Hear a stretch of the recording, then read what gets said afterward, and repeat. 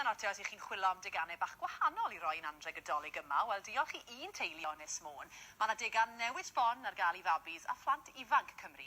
Ar ôl i lansio'n swyddogol dros y penwythnos, mae seren swynol yn barod wedi profi fod y boblogaidd iawn gyda'r plantos bach a rhieni.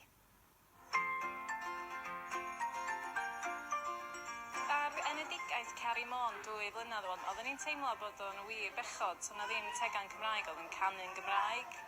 A mae Cari wrth i bodd efo'r hen hwya'n gerddi, mi weles Jack y Do, mynd trot.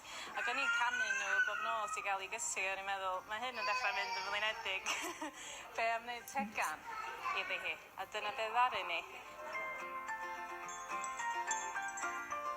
Mae'r tegan mewn siap seren, a mae'r caneuon di dŵad o CD Cwmryd yr Hosyn a Dafydd Iwan ac Edward Morris Jones i'r lleisio ar hwnna. Fel da chi'n gweld, mae gennym ni seren swynol yn fan hyn. Mae'r seren swynol yn canu lot o gwahanol ganeuon. Ydych chi eisiau canu Dacw Mam Dŵad? 1, 2, 3. Dacw Mam Dŵad a ben. O, mae'r seren yn gret. Wrth i fod efo fo. Mae mor lliwgar, mae'n rili feddal. Mae wedi bod yn heldanedd o'n nadwy yn y 4 mis dwytha. Wedyn mae wedi bod yn brathu fo. So mae'n rili handi fo hynna a mae'n wrth i fod o'r caneuon. Maxi heb di chwarae lot efo'r seren, oherwydd mae wedi gofyn amdano fo gyn Sean Corn, do?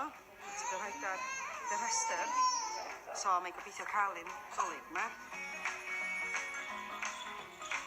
Bod efo'r seren yn amlwg mae o'n decan Cymraeg a maen nhw'n ganeuon dwi wedi bod yn canu adra iddo fo, so mae'n neis, mae'n sbario llais fi weithiau bod gen efo seren.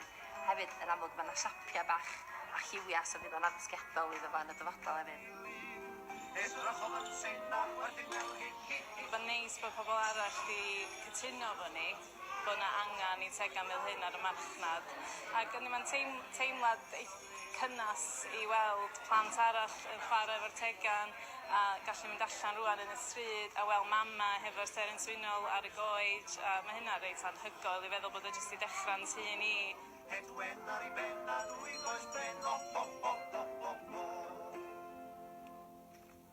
O, fydd yn sawl seren swynol yn cael ei roi fel anrheg Nadolig, dwi'n siŵr. Reit, dyna'r cyfan.